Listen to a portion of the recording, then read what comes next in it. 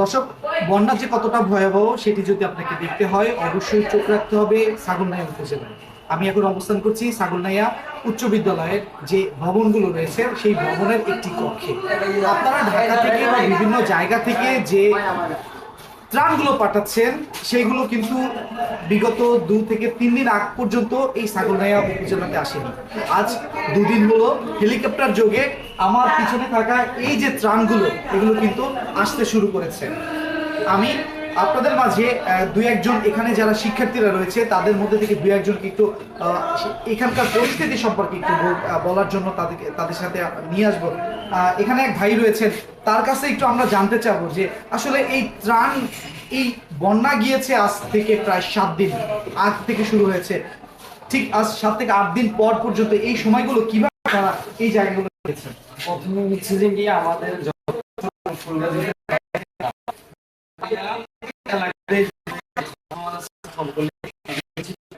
এলাকায়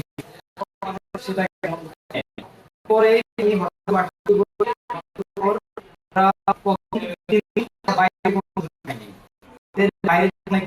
ভোট নিয়ে আসার চেষ্টা করেছিল কিন্তু একটা ভোটও ঢুকতে দেওয়া হয়নি।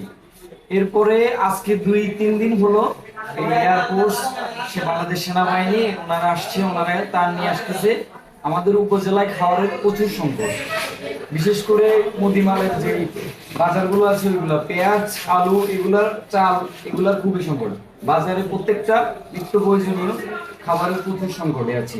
আমাদের দুর্গম এলাকায় অনেক জায়গায় অনেক মানুষ এখনো আটকা পড়ে আছে, কিন্তু আমরা উদ্ধার করতে পারতেছি না, কারণ আমাদের পর্যাপ্ত পরিমাণে ভোট নেই।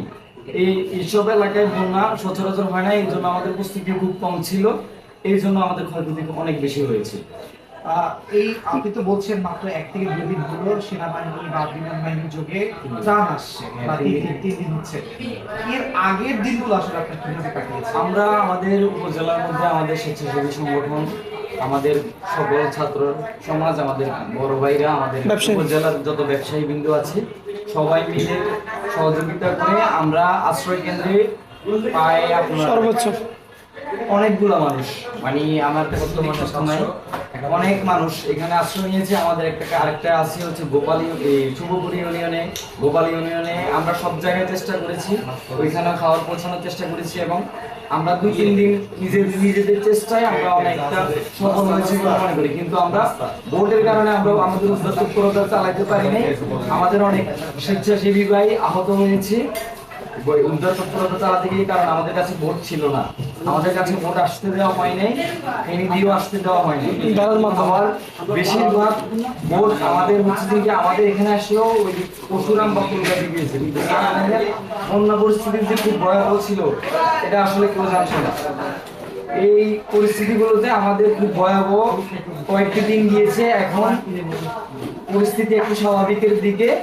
আপনার কাছে একটু জানতে চাই, এই যে ত্রাণগুলো আসছে এই ত্রাণগুলো আসলে ঠিক যে জায়গাগুলোতে এখনো পানিবন্দী মানুষ রয়েছে সেই জায়গাতে সঠিকভাবে পৌঁছাচ্ছে কিনা? সঠিকভাবে পৌঁছাচ্ছে। দেখেন, মানুষ মানুষ নিজেদের বাসায় অবস্থান করতেছে, বাসায় ছাদে অবস্থান করতেছে।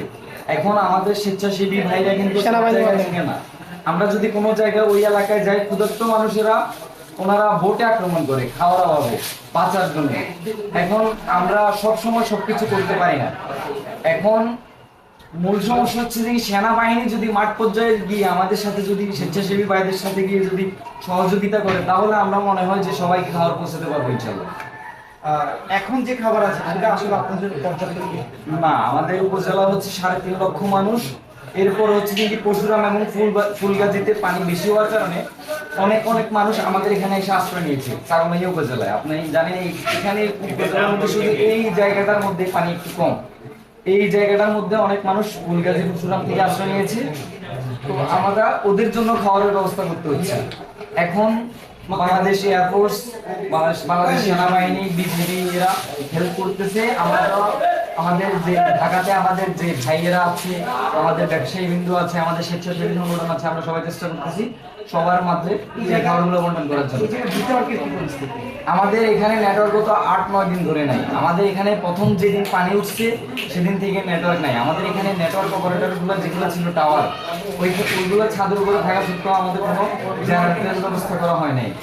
আমরা কখনোই মানে এই 9 দিনের মধ্যে আমরা শুধুমাত্র গ্রামীণ ফোন নেটওয়ার্ক মনে হয় উঁচু বিল্ডিং, তাও আবার 5 তলার উপর উঠতে হয়। ওইরকম বিল্ডিং এ গিয়ে কাউকে একটা মেসেজ পাঠাইলে ওইটা যাইতে আপনার অনেকক্ষণ টাইম লাগে। আমরা কোনো নেটওয়ার্ক পাইনি।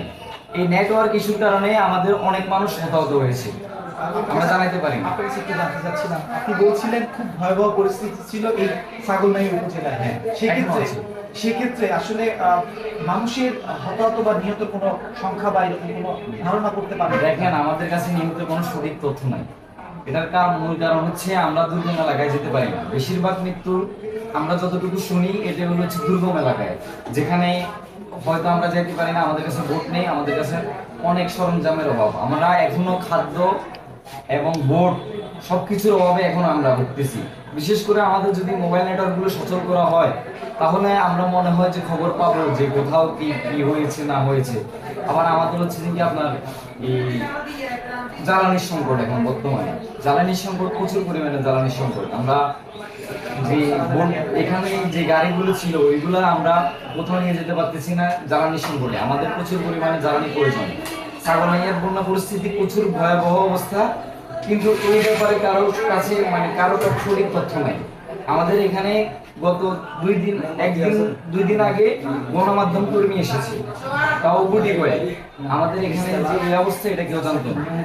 সর্বশেষ আপনার কাছে আরেকটু তথ্য জানতে চাই যে এখন যদি যারা সারা বাংলাদেশ থেকে ত্রাণ নিয়ে আসতে চাচ্ছে, তারা যদি আসতে চায় তাহলে কিভাবে আপনাদের এই ছাগলনাইয়াতে আসতে পারে? এখন যারা ছাগলনাইয়াতে ত্রাণ নিয়ে আসতে চায় তারা হচ্ছে কি বড় কোনো গাড়ির মাধ্যমে ফেনী হয়ে আসতে পারে। সেক্ষেত্রে তারা সেনাবাহিনী কিংবা বিমান বাহিনী বা বিজিবি এদের সাহায্য নিতে পারে। তাহলে মনে হয় যে খাবারগুলা আমাদের এখানে আসলে আমরা পুরো ছাগলনাইয়া উপজেলা, আবার এখানে আমাদের অনেক ফুলগাজী পরশুরামের অনেক মানুষ আশ্রয় নিয়েছে, আমরা তাদের মাঝে পৌঁছাতে পারবো। আপনাকে অসংখ্য ধন্যবাদ দৈনিক দেশটির সাথে যুক্ত হয়ে এত সুন্দর তথ্যগুলো দেওয়ার জন্য। দর্শক, আমরা যেমন কথাগুলো শুনছিলাম এবং ঠিক উনি যেমনটা বললেন যে আপনারা যদি কেউ এই ছাগলনাইয়াতে আসতে হয় তবে কিন্তু আপনারা ফেনী হয়ে এই ছাগলনাইয়াতে আসতে পারবেন। এখানে দূরত্ব হচ্ছে 15 কিলোমিটার। এর আজকের দিন আগ থেকেও এই জায়গায় এই আসার রাস্তাগুলোতে প্রচুর পানি ছিল, যে পানির কারণে কোনো ধরনের ট্রাক বা ত্রাণ নিয়ে গাড়িগুলো আসতে পারেনি। তবে আমি আজকে যেহেতু এই ছাগলনাইয়াতে এসেছি সেক্ষেত্রে আমি দেখেছি যে অনেকগুলো ট্রাক কিন্তু এই ছাগলনাইয়ার দিকে ঢুকছে। তো আপনারা যদি ছাগলনাইয়া, ফুলগাজী, পরশুরাম এইদিকে যদি ত্রাণ সরবরাহ করতে চান অবশ্যই ট্রাক নিয়ে সরাসরি কিন্তু এই ভিতরে প্রবেশ করতে পারেন। তবে এখানকার বাসিন্দারা, তাদের সাথে কথা বলেছি, তারা আমাদেরকে যেমনটা বলছে যে আপনারা দূর দূরান্ত থেকে যারা ত্রাণ নিয়ে এখানে আসতে চান অবশ্যই চলে এসে এই জায়গাগুলোতে যারা লোকাল যারা রয়েছেন, যারা স্থানীয় বাসিন্দা রয়েছেন তাদের সন্নিকটে এসে এবং যারা শিক্ষার্থীরা রয়েছেন তাদের সন্নিকটে এসে আপনারা আপনাদের কাছে থাকা সেই যে ত্রাণ সামগ্রী সেগুলো আসলে বিতরণ করবেন। তবে সুষ্ঠুভাবে বন্টন হবে এমন প্রত্যাশা কিন্তু তাদের। এতক্ষণ আপনারা দেখছিলেন ছাগলনাইয়া উপজেলা ফেনী থেকে আমি আপনাদের সাথে ছিলাম মোহাম্মদ রাইয়ান হোসেন। আপনারা দেখছেন দৈনিক দেশপ্রেমী।